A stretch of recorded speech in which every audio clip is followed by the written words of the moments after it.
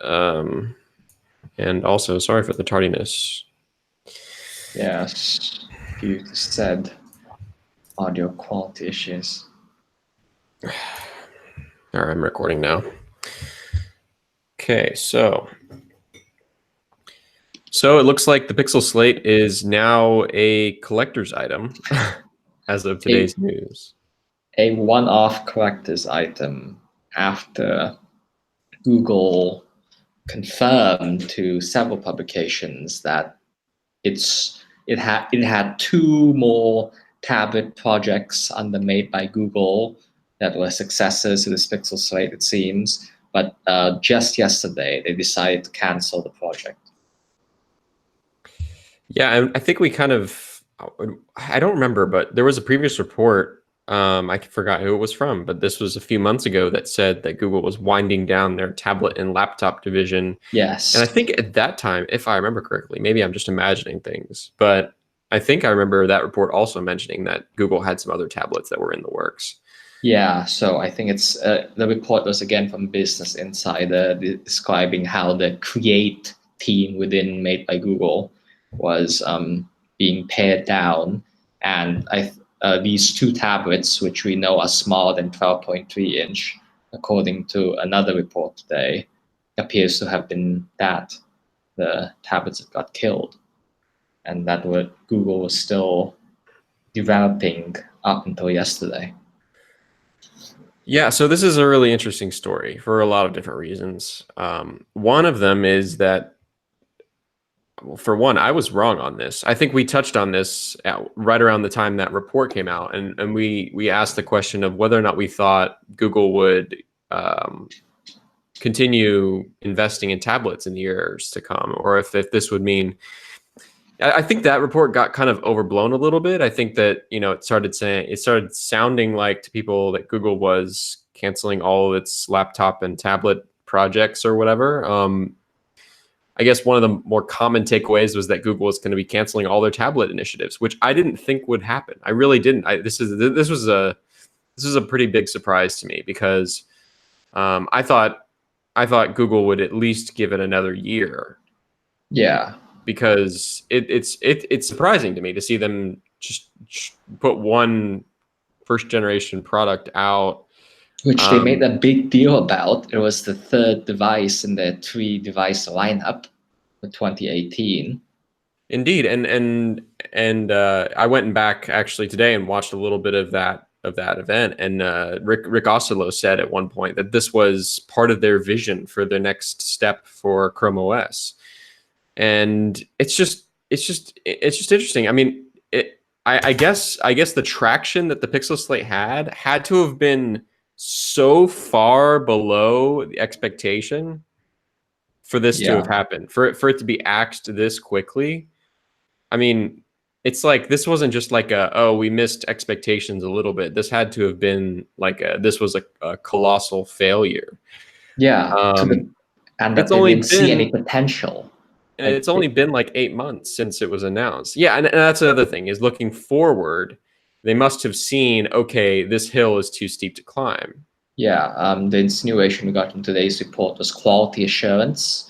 Google gave a comment that the two ongoing tablet projects ran into quality assurance issues, which seems an oddly specific reason. Yeah, I don't know if I would put too much stock in that. I mean, quality assurance could be a very, very vague term. Is it? I mean, it could refer to a lot of different things. Yeah, I mean, not just like hardware failures in the initial design. Right. It might not be quality assurance in the same way the Pixel 2 XL featured or had some quality assurance problems with the display. It might not be that, especially not this early. If these weren't even planned to launch until 2020, fall 2020, presumably, it's definitely not too late for them to fix quality assurance issues of that nature. I would guess what quality assurance means in this case, and I know this isn't technically what quality assurance means, and so I guess I'm partly accusing Google of lying, but I would guess that quality assurance in this case means that these tablets just aren't good. Like that. Yeah. Some higher up looked at them and was like, in terms of hardware engineering, these are not up to par. And that kind of on the back of the Pixel Slate, that would not be surprising to me. Okay, the hardware. There's the physical hardware design wise. We can jump into that later. But then there's the actual like the specs, the processor, the app, all of that. And you have a Pixel Slate right now. Like you I said, it's do. been 7 months since it launched officially. And has it improved?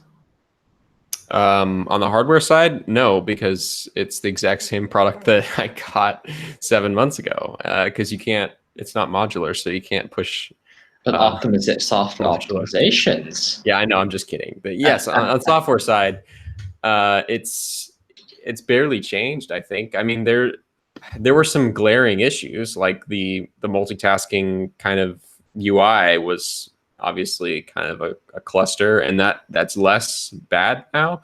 But I mean, overall, to me, it was not about any problems with, I don't know, like it's not like the Google had the foundation right and it No. was just flawed.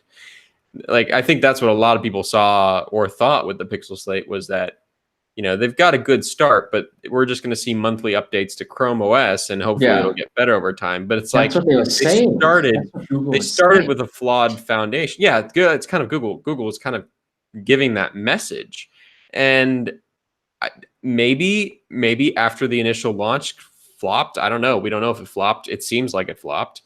Maybe if after the initial launch flopped, they rolled back some of that allocation of resources or something for the Pixel Slate, because it's like if you're optimizing, if Google sold 10,000 of these, um, you know, you have an entire team dedicated to creating, like, okay, this is what I'm saying. It takes a lot of resources to thoughtfully build from the ground up a tablet first experience and everything that entails. And I would guess that, you know, obviously going into the Pixel Slate's launch, Google had to do some investment there to make sure, and obviously before that, I mean, Chrome OS on tablets goes back a couple of years now before the first education tablets were announced. So Google had been investing in trying to turn Chrome OS into a tablet optimized experience. And I'm guessing the Pixel Slate was the hopeful, this is the real beginning. The beginning was back at MWC a couple of years ago, but I think the hope was that Pixel Slate would be the breakout moment for Chrome OS on tablets. And once it was clear that it was not at all, I think they started to have to reconsider things. Maybe if the Pixel Slate had sold like crazy, maybe we would have seen it, Google double down, triple down, and pour tons of talent and resources into turning Chrome OS into a tablet experience. But like, it's kind of a chicken and the egg problem, you know? It's like, Yeah. Can anyone recommend the Pixel Slate unless it's already a good tablet? So No. And so, you know, was that a predicate? Was it predicated on it selling well? I don't think that doesn't sound super logical to me, but it also wouldn't be altogether surprising for Google. It's like, you know, A/B test everything, wait to see what goes kind of well, and then throw resources at it. And so maybe all this verbiage about Google improving Chrome OS for the Pixel Slate over time was under the hope and the expectation that that A/B test would go better than it did. I don't know. It's just such a prototypical Google moment, I think. yeah, but for all intents and purposes, they were on October 9th last year. They were not framing it that way, as you said. This is the vision for Chrome OS going forward, and it just failed. It just spectacularly. It's a spectacular backtrack. You're just releasing one device, and that's it. You've given it 7 months, and you can't do it. That's a fantastic. Yeah, and I think there's lots of problems. I mean, I think the marketing is a problem. I think Google's messaging on what exactly this device was flawed from the start. Who should buy this device was flawed from the start. That messaging, you know, there's the hardware value proposition. These things were priced way out in the stratosphere compared to the iPad Pro, which was launched a month later. Yeah.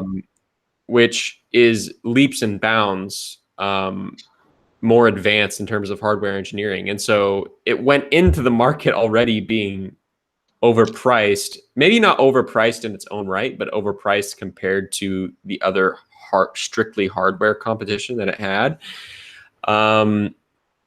There's the problem of the third-party developer app ecosystem. I mean, I don't know if you agree with me on this, but I feel like that is really the key here. And I think it's the key for any platform, really, but especially with this, like the reason the iPad Pro to me is so compelling, and the reason it's so compelling to so many people, is that Apple has focused on very specific use cases and made those Mhm. use cases as good as possible.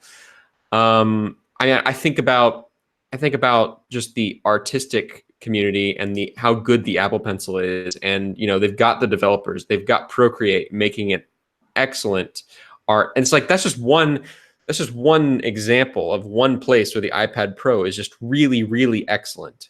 Mhm. And unfortunately, like, and that doesn't make the iPad Pro great for everyone, obviously, but the Pixel Slate has zero of those things. There is no one area where you can look at the Pixel Slate and be like, yeah, this is an excellent tool.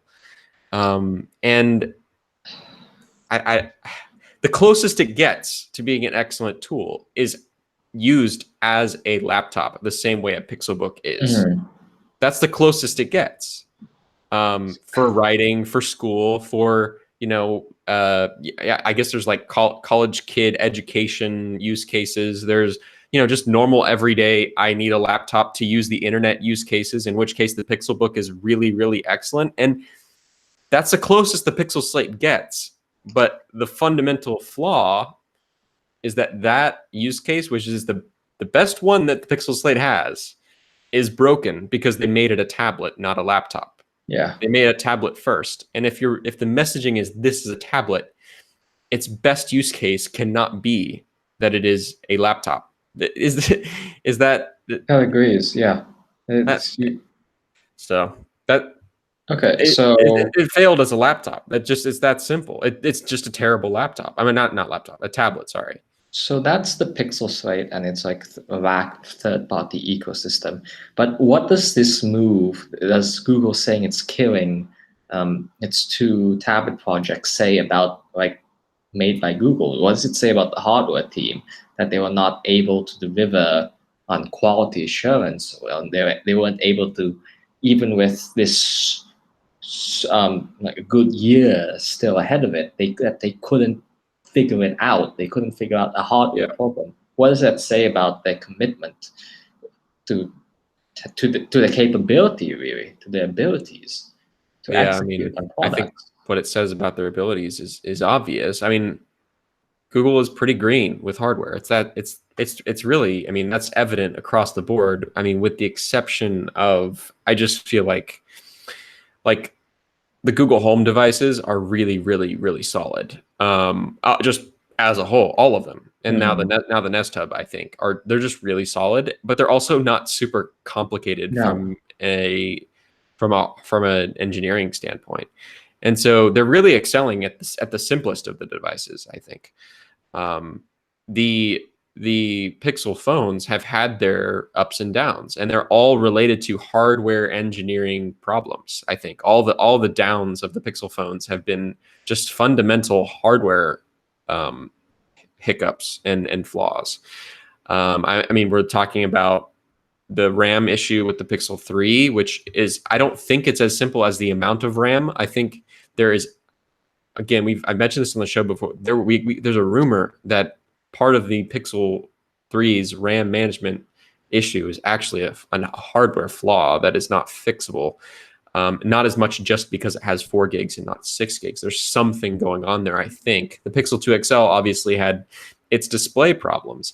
And even the original Pixel had some front glass display problems too. So it's like all these things are just fundamental hardware, like, weirdness and Mhm. and issues and quality assurance. Really, I mean, So maybe those two smaller tablets did have actual true quality assurance problems. Maybe they had like glass that was like peeling up or something. I don't know.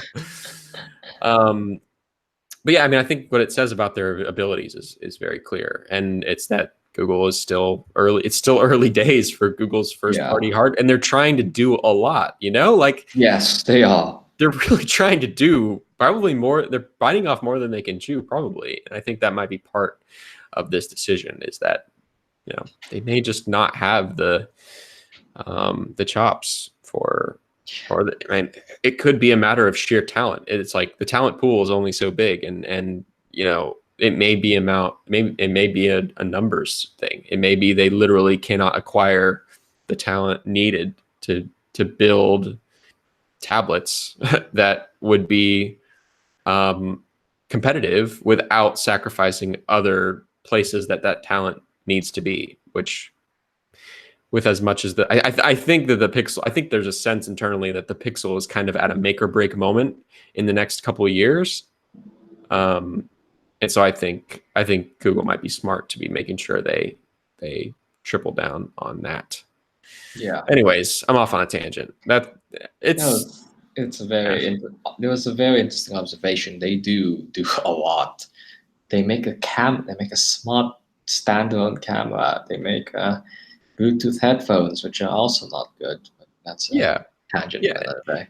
And it's Google's hardware division reflecting the rest of Google to some extent. I think Google's hardware division reflects Google attitudes less than the rest of the company, but even still, the first few years of Google hardware, we've seen Google basically just try everything and just see what sticks. And it's like, clearly Google Home is sticking. It's going to take over or overtake Alexa if it hasn't already. Alexa, by Alexa, I mean the Echo line. The Pixels have been a failure and a success in different ways. Clearly, the Pixel Slate was the biggest of the flops so far, or the biggest flop so far. So I don't know. It's interesting, but I didn't really get to say what I wanted to say about the third-party app ecosystem, and that is that honestly, there just really aren't any good tablet apps in the Play Store. Full stop. There's just no good tablet apps in the Play Store, and it's like, surprise, surprise, your tablet didn't do well. There's no apps to use. You can use blown up versions of little Android apps. Kind of. And even then I tweeted many times last fall about how buggy some of them were. So I don't know. What do you think about this? Yeah. The camera's a little aimed. You need to move your camera a little bit. There you go. Yes. Okay. So yes, there are many artistic things that you can do with a touchscreen and a stylus, but I think at the end of the day, I never saw Google's appeal to these creatives. So these 10, I think they touted 10 creative apps that take advantage of our Pixelbook Pen. I never saw that as being successful. I always thought that the best experience you can get from this is typing, is using Google Docs, basically. Yep. I see all Chromebooks as the best Google Docs machines you can get, and that's it. And I never saw this voyage into getting or for any creatives. I mean, the Pixel Slate and Google coming out and saying, hey, we've got 10 Android apps that we've worked with these developers to put on the Play Store on Chrome OS, and they're all just scaled up versions of their smaller Android counterparts that already exist, and there's nothing really special about them. Some of them work with the Pixel Slate Pen or Pixelbook Pen, and that was it. And that was juxtaposed against Apple coming out a month later and showing off full-blown Photoshop running natively, like at the event. And it's like, that's just night and day difference, I think. And that's still I think that's still yet to materialize. It's still in fairness. But, it's like Google just doesn't have, it's again, it's a chicken and egg problem. Yeah, problem, because it's like for developers to care, it's there's the network effects. For developers to care, they have to sell a ton of them, and to sell a ton of them, you've got to have a development community, and you got to start somewhere. And Google did start somewhere, but Yes. it's too little, too late. So, It's too little, too late by like 10 years. oh, definitely. 100%. So the awkward thing, I think, going to next year's I/O is whether Google's going to keep pushing that developers should optimize their apps to larger form factors. That's going to be a very awkward. The pushback from the Psych. developers is like, why? We don't even have a large screen form factor. That's actually a very interesting point, and here's why. With foldables coming out, Yeah. Or not coming out, that's a whole other conversation. With foldables coming out in the next 24 months, which I think is easy to say, Android apps will have a reason. Okay, with them coming out in the next 24 months and not being an absolute disaster, which is assuming a lot. You could say, yeah, okay, let's keep going. With that happening, Android app developers will have a reason to make tablet-esque experiences. Tablet-esque. Yes, tablet-esque. And I could have seen, if Google didn't give up so quickly on the Pixel Slate, I could have seen some level of convergence there, if that makes sense, of some of these app experiences developers might be making for foldables could have scaled up better for a Pixel Slate or a Chrome OS tablet, if that makes sense. I think there could have been some crossover there with developer interest. And so I have to disagree in terms of it not being big enough. With 7 inches, you can still get away with a phone-size app, in my opinion. You're right, but I just feel like there could have been something there. Yeah, I guess the argument is might as well. We're already spending time optimizing for a slightly larger screen. Why not go all the way? That argument was definitely there. If nothing changes with the foldable situation, I can't see you again, by the way. If nothing changes with the foldable situation, I think that we might actually see a similar problem with foldables. Is that if the foldable form factor never takes off more than tablets did, then we're going to see a similar level, not as much, but a similar issue where app experiences in the unfolded format are going to be subpar compared to their normal phone format. And that will harm the adoption of foldables. Even it's like it creates a, you have to create a positive feedback loop, if that makes sense. And if you don't, then it's both attracting developers to make good experiences for foldables and the adoption of the form factor are both going to suffer. And Google kind of sucks at creating positive feedback loops that way. So anyways, that's my armchair analysis of the situation. I'm glad I have a Pixel Slate. I mean, a Pixel Slate is not bad. Like, yeah, but not as a tablet. It's just not a tablet. It's just not a tablet. It like, I don't think it deserves to be called a tablet. And so I mean, with Google saying we're not going to do tablets anymore, we're going to do laptops, I could see come back around. I could see Google do a laptop that they call a laptop that is detachable. I could see them do a detachable laptop in the future. I think that might be, right now, what they're saying on the record is, we're not going to do the fully detachable form factor. We're done with that for now. But I think that Pixelbook and I think that Chrome OS first party Google hardware Chrome OS laptops are going to continue to do fairly well. And I could see I don't know if this will happen, but I could see Pixel Slate getting a spiritual successor in the next few years. 2022, 2023, I don't know. Where it's like, it's the same form factor. It's literally a Pixel Slate, but it is, it's not called a tablet. It'll be called a convertible laptop. I could see that happening. I could see them use what they've learned from Pixel Slate to build something like that. And I think it would be a decent product, and it just needs the right messaging. So yeah, tablets on Chrome OS or Chrome OS tablets suck. Oh, that's another thing. What do we think about this? What do you think? I'll ask you this. What do you think this means for Chrome OS tablets as a category? Okay, so when I attended Google's Cloud Developer Conference in April, they definitely spoke of the Pixel Slate specifically, and more broadly the Chrome OS tablet form factor as something that some businesses want. They want this portable device that employees can walk around and take with them when they're in the store or whatever. So I think there is obvious use cases for tablets running Chrome OS in the enterprise and presumably education. I'm thinking like K-5, elementary school, that kind of stuff. But for the consumer landscape, I don't see I don't see many manufacturers, Chromebook manufacturers, expanding into the tablet ecosystem as a result of this news.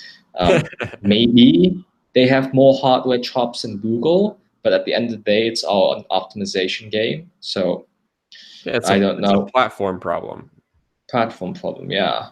And so I guess I do see some one or two education tablets come out and enterprise use case tablets, but that's about it. I don't see anybody making a big push to make the Chrome OS tablet for everybody.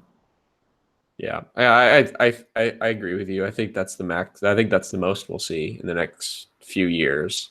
I think So there are niche cases where it still makes sense, I do but want to offer one more possibility, a Chrome OS tablet without any productivity features whatsoever, just a pure content consumption to replace cheap Android tablets. There's obviously security benefits in using Chrome OS with 6 weeks automatic updates versus the Android yearly model, that kind of thing.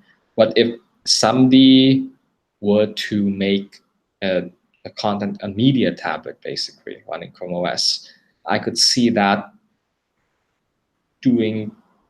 I don't know how that would do, but I think that Google might be interested to see how that pans out. yeah, I feel like the Pixel Slate was that to some degree, Mm. but it was an expensive version, a very high end version of that. You know what? Now the more that I think about it, I really do feel like this whole announcement is less about. So, I mean, I already said this, but I want to say it again. I think that the Pixel Slate form factor, which is a detachable screen with a keyboard accessory, I do see that as kind of sort of the future of the laptop form factor for a lot of people. Mm. We already see it with the Surface, etc., and we already Yeah, see it with the Surface Pro, which is it's detachable, but it's more of a laptop.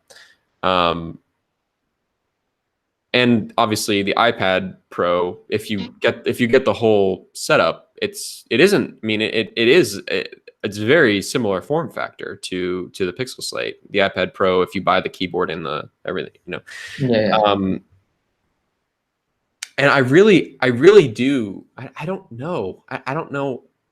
This contradicts what they said on the record, which was we're moving away from doing this detachable form factor. yeah. Mm. So I'm hesitant to say this, but I do feel like future Google laptops, quote unquote, will be this form factor because I just don't see the traditional laptop form. I mean, the Pixel Book is already halfway there because it's a fold over Yeah. convertible. It's already halfway to being what the Pixel Slate is. And I think the trend in the industry is moving in that direction even more. And so I would be shocked if we saw Google come out with a traditional laptop form factor. Um, anything more traditional than the Pixelbook, if that makes sense. I feel like the Yeah, I Pixelbook is versatile, and maybe they'll do another Pixelbook in the same exact kind of fold over laptop form factor.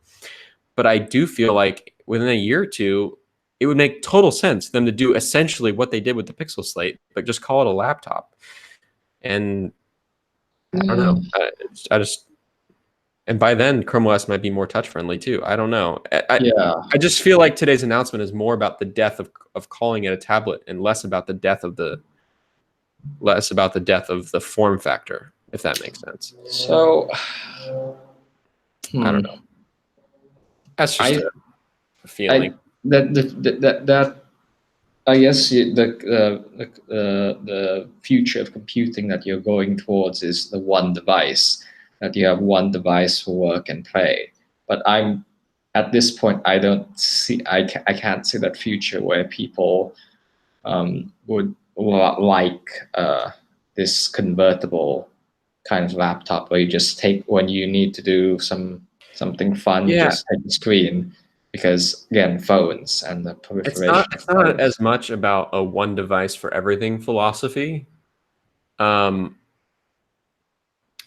because I think that tablets have their place, and I think that that laptops have their place in their own use cases. Mm-hmm. I'm not saying I think the future.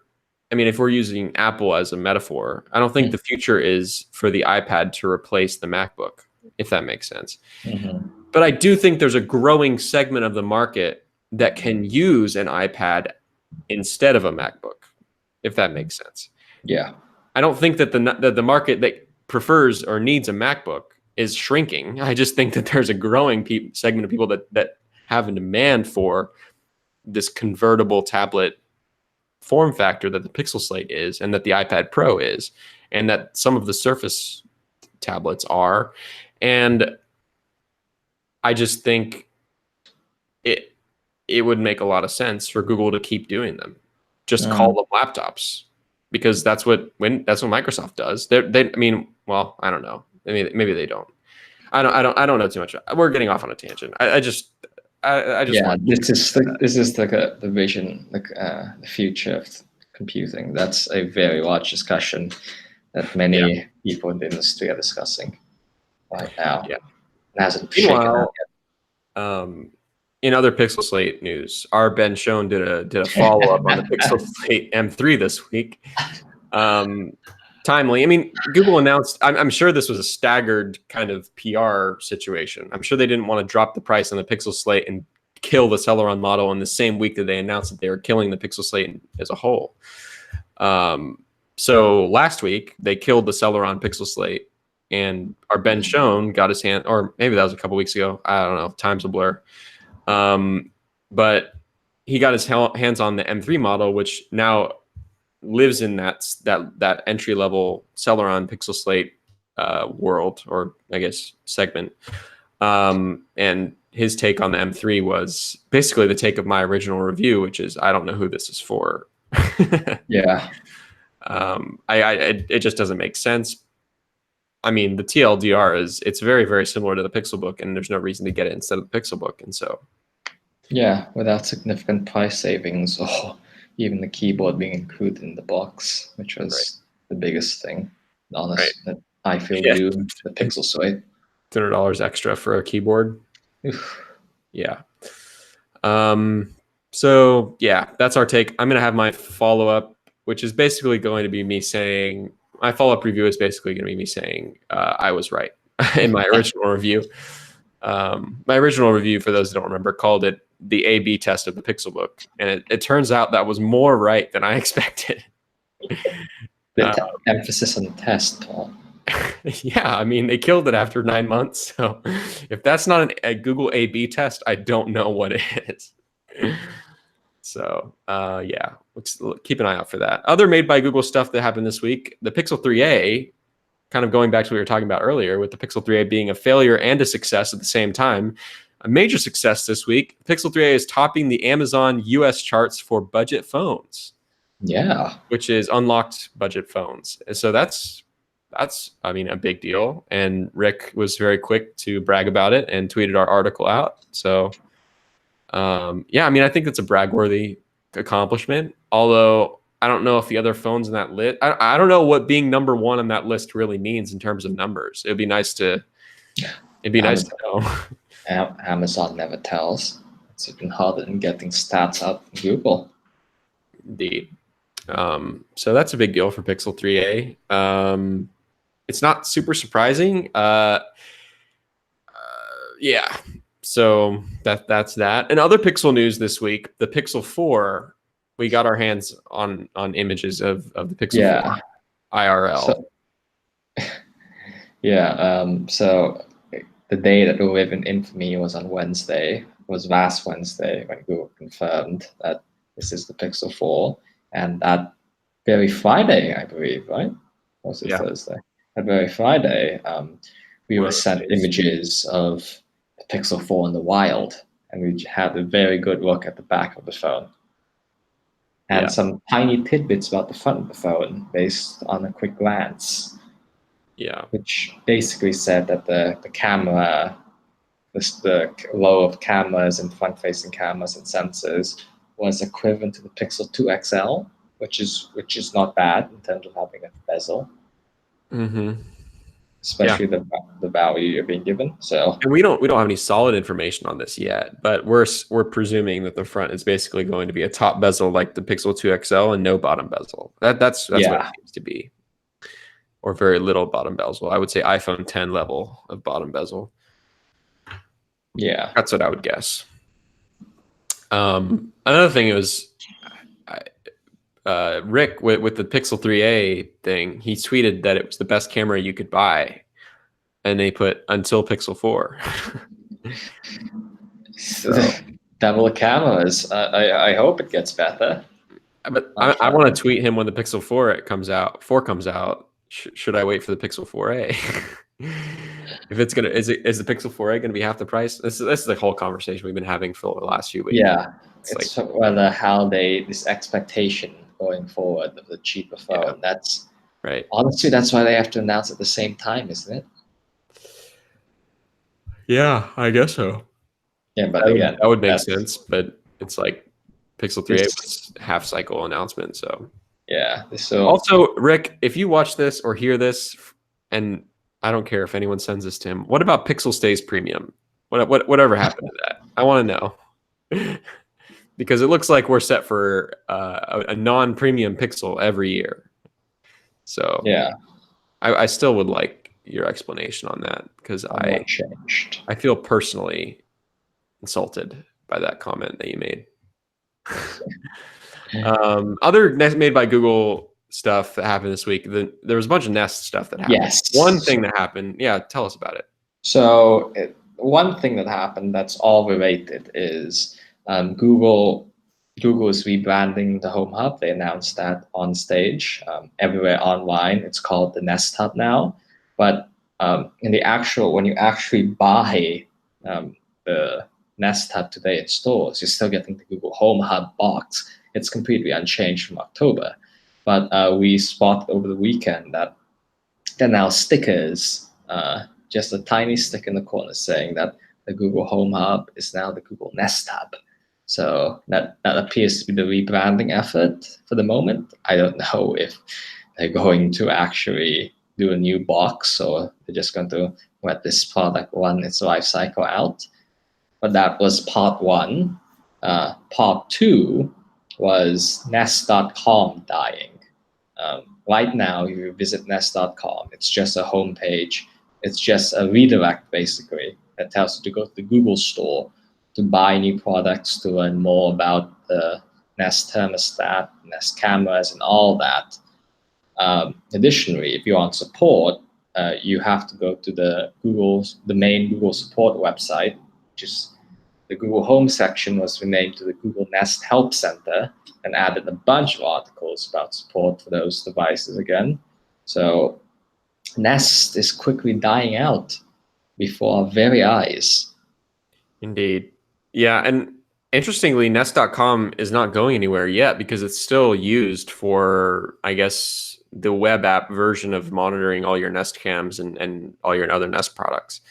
So that's my question: is when does Nest? I mean, that's one question I asked at Google I/O, and it's still up in the air. Is when and is and when Nest going to move the web app, which is still at Nest.com, which I think might be confusing to people Yeah. People who are used to going to Nest.com to sign into their Nest account have a big banner that says Nest.com has moved, which is, I think, a little confusing. And then there's also the Nest app, which Yeah, that's is, a big elephant in the room. yeah, what's going to happen to this? Is this just step 1 or step 2 or step 3 of 10-step process to migrate everything over to Google? It seems like it. And will it be the Google Home app then? So the Google Home app started as Chromecast app, I think. This is a branding problem we've got on our No, hands. this is going to be a confusing mess if they just keep stuffing everything. If the Google Home app keeps getting rebranded year to year, this is going to be a big. Google Home app is going to be rebranded as Google Nest, and I don't know. There's no. It has to It has to be. You Because can't keep the Google Nest Home app on. the Google Home app eventually has to. Well, I mean, the Google Home products have to eventually take on the Nest name. We're presuming. Yeah. Home Mini, Home Max, etc. And so I guess maybe they'll leave it Google Home until that happens, which that would make sense. Yeah. I would guess that we're going to start seeing changes and features pop up in the Google Home app even more than we already have. Yeah. Or directly controlling all your Nest products. But no, this confusing thing is what does the Nest app, does the current Nest app ever become the Google Nest app with updated icon with the new icon basically and the reskinned app? Or will that Google Nest app, will that go to the Google Home app immediately? It's very hard to imagine what's going to happen. Or are they just going to keep 2 apps, which is baffling? I really do think that the very beginning of all this was April 23rd, 2019, when Nest adopted Google login for Nest accounts. When they started to. I think that was I think that was the very first step. That's another thing. Because what they did was they got a huge swath of Nest users who had Nest accounts but did not have them linked to Google accounts to use Google accounts to sign into their Nest products. And so now... Okay, that's actually one more thing which you reminded me. So the Google account migration, where you can use your Google account credentials to log in to your Nest account, that happens this summer. However, there is the explicit option for you to keep using your Nest login to get into your Nest account. No. So, well, they're saying that. I'm guessing. No. I definitely agree with you there.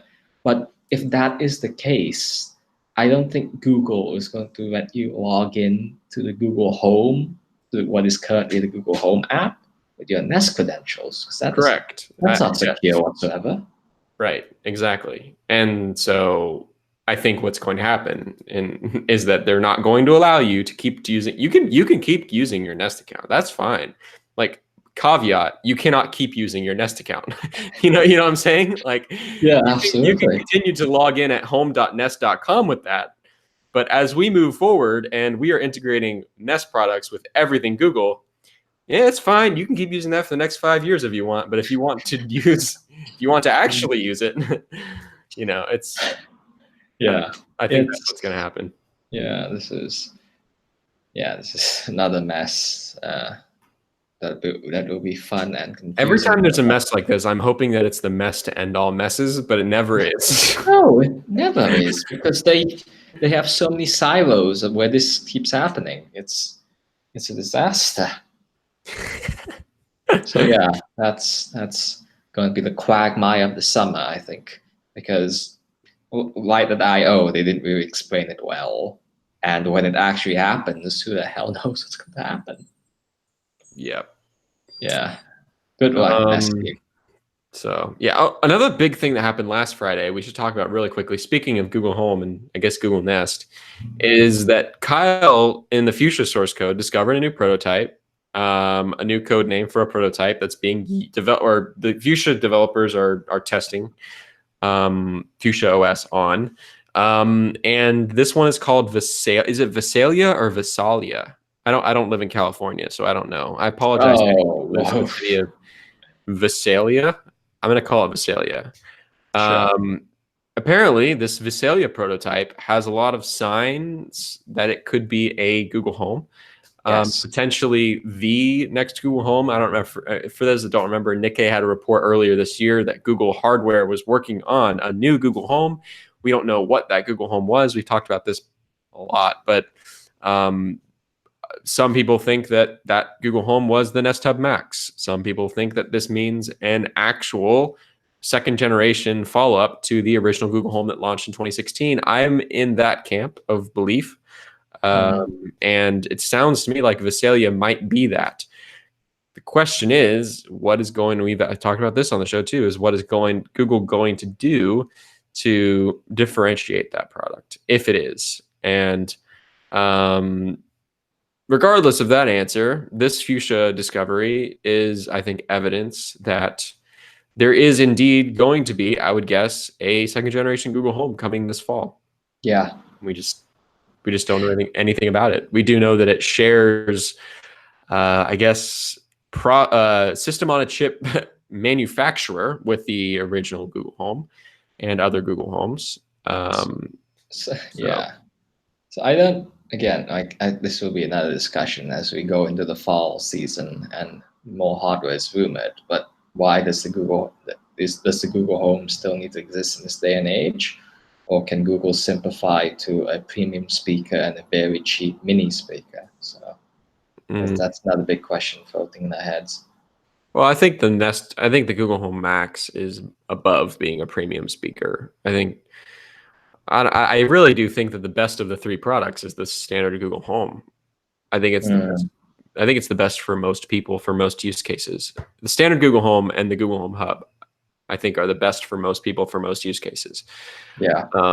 So I really do think that there's going to be a second one. I do think that it's necessary. I don't think that we can just have a Home Mini and a Google Home Max Premium. I actually think that if anything were to go, it would be the Max. Yeah, that's exactly what I think. I think if any of them are going to be dropped, it'll be the Max, because it's all about volume. It's all about volume. Google Assistant and Google winning in this space is all about volume.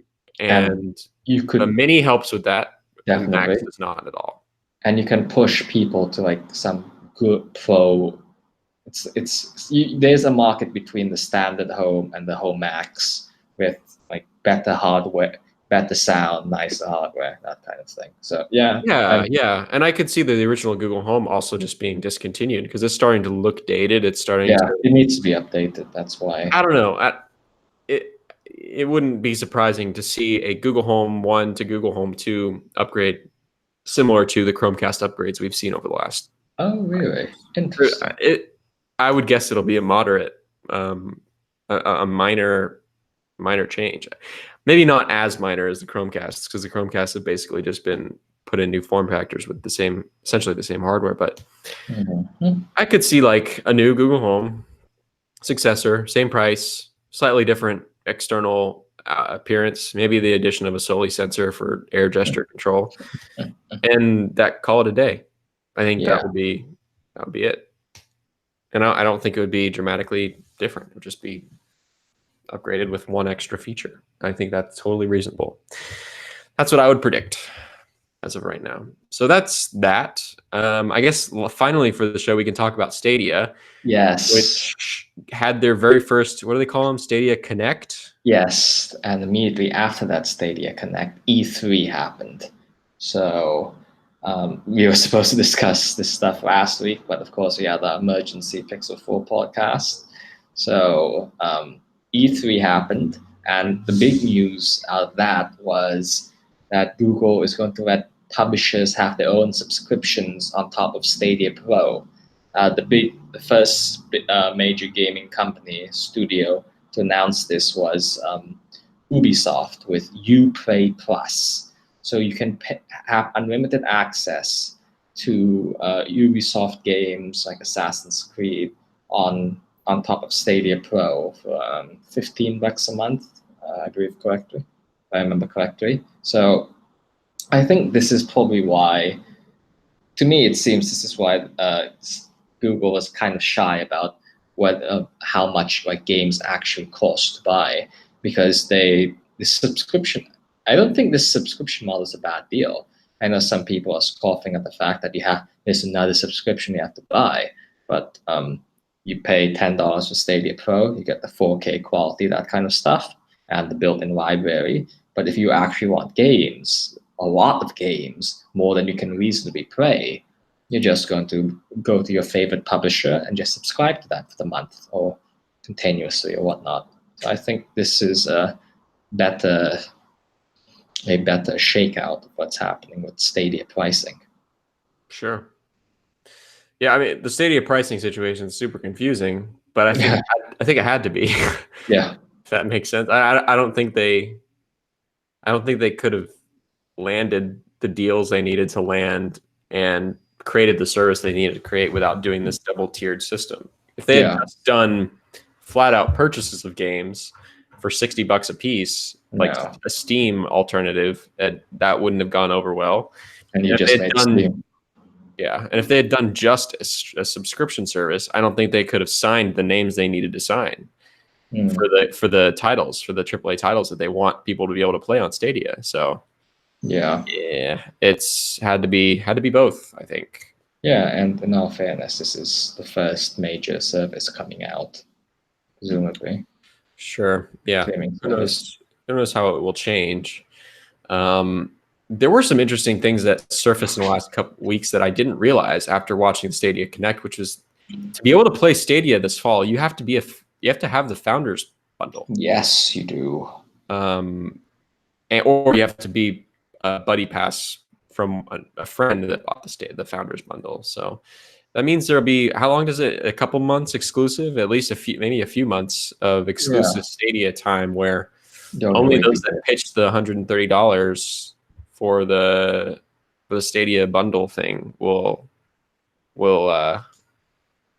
be able to. Yeah, you can't buy Stadia Pro for $10 a month by yourself. Right.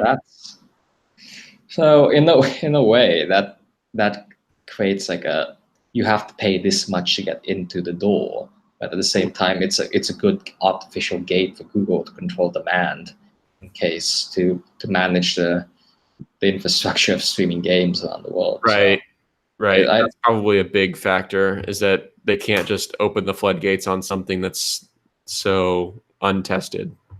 Yeah. And again, what I find so interesting is that the Stadia community right now, the people who are fans, they openly see this as a beta product. Do you consider Stadia Pro, when it launches in November, a beta product? No, because you are yes, because you're paying $130 for something. It's wild. I mean, the gaming community is pretty familiar with like early access stuff. Like it's for a lot of AAA titles, you have to buy a game to get access to an early access multiplayer beta for instance, I think like Halo 5 had like the Master Chief Collection. And so I think the gaming community is used to that kind of thing. But Google isn't going after the traditional gaming market. Yeah, no, but I think that's who we're reading. When you read comments like that, I think you're reading people who are traditional gamers. We're not reading the comments of 13-year-olds who are going to be like, "Mommy, I want this." So, yeah, I don't know. I don't know. I think Stadia will be interesting to see how it all plays out. One last thing I want to talk about, unless you had another note on Stadia. Go ahead. I really want to talk about this whole messaging situation. Oh, bloody hell. This is another 20 minutes apiece. So we're going to try and talk about this in 5 minutes or less. But long story short, Google announced that they are taking over the RCS rollout, essentially. So for a couple of years now, RCS has slowly been inching its way to replace SMS. To replace SMS at the carriers, pretty much on specific phones, running specific versions of Android on specific carriers, one at a time. And many of them could only communicate with one another. So if you had RCS on a Pixel 3 on Verizon, you were pretty much restricted to talking to other people that had RCS on a Pixel 3 on Verizon, which basically the RCS rollout being the way that it is, basically non-existent, means that RCS basically doesn't exist right now. And so Google is, it seems like, putting their foot down and basically launching another messaging platform. So they're basically usurping what they were. They're giving the role to the carriers for a reason. That reason being that this could be widely rolled out and available to everyone as quickly as possible. And obviously, that is not how it played out. And so Google's basically trying to take charge. And in doing so, they're going to be hosting and paying for RCS servers, basically, which ultimately means this is not that different from Google just launching another messaging service. Yeah. And it just so happens that this messaging service is directly tied to your phone number. And this messaging service will hopefully, keyword hopefully for Google, be adopted by the carriers, and Google will eventually be able to let go of control of this. And that's just a mess. Yeah, there is no indication yet that this takeover is coming to the US. The major carriers, AT&T, Verizon, have all declined to answer what this Google takeover means for them, or whether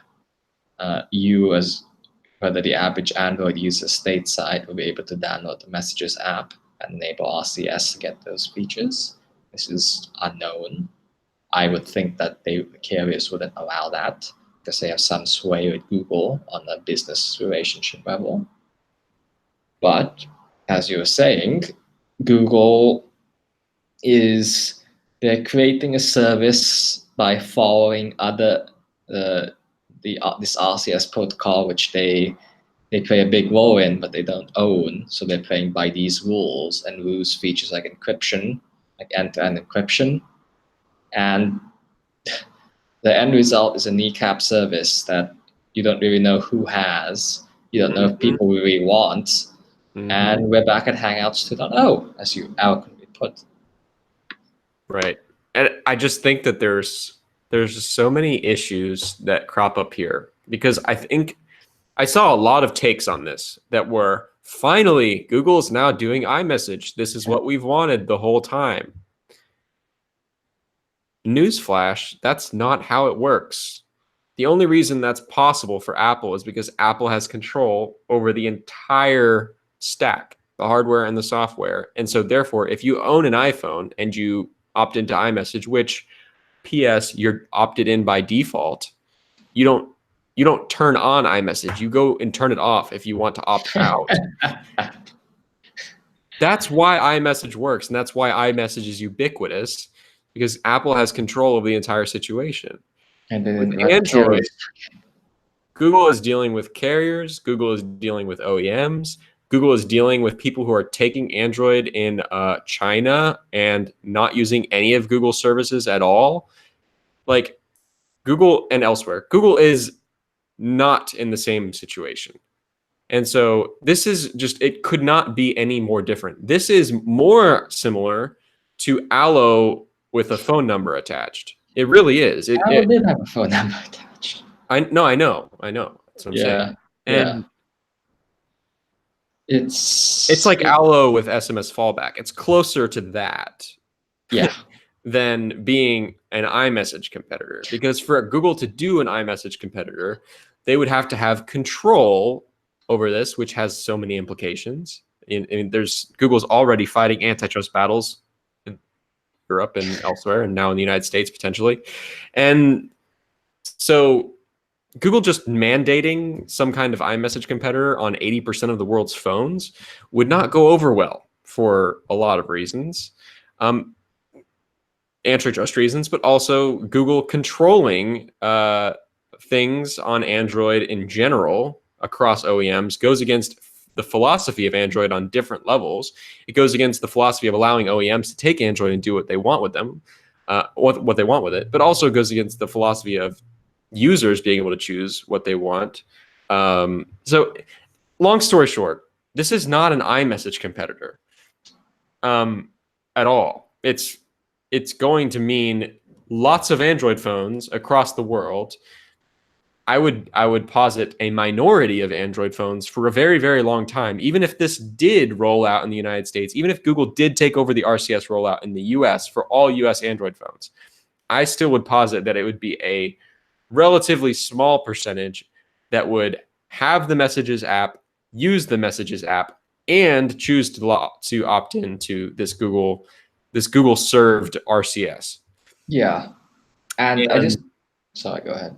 so that means 90% of the time you're going to be texting another Android user, even if Google did roll this out across the whole world. A lot of the percent of the time you would be texting another Android user, this handshake would happen, and it would see that one or the other person didn't have RCS enabled, and there we are. We're back at square one.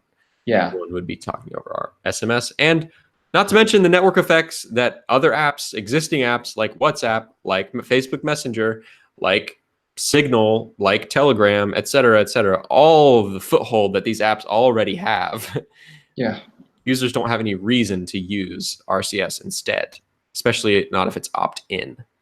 And to add to your point about this being Google's iMessage competitor, at the end of the day, maybe I'm giving Google too much credit, but I would think that they would want a lot more in a messaging service than what RCS delivers to them. I would think that if they could build an end-to-end system, it would look much different. It would look much more advanced. It would be web-based for one. Yep. And this isn't it. I think we'd have end-to-end encryption from day one as well. I think Google would do that. This isn't just RCS is being touted to replace SMS, but it doesn't look very good at doing that. At the fundamental foundational level, it's not good enough. Right. So let's end the show on that note. This announcement changes nothing about Google's messaging efforts being not good enough. And they should have continued to invest and double down on their investments in Hangouts. Yes. That's the long story short, at least in our opinion, our limited opinion, our armchair opinion. So yes, I think that's the show.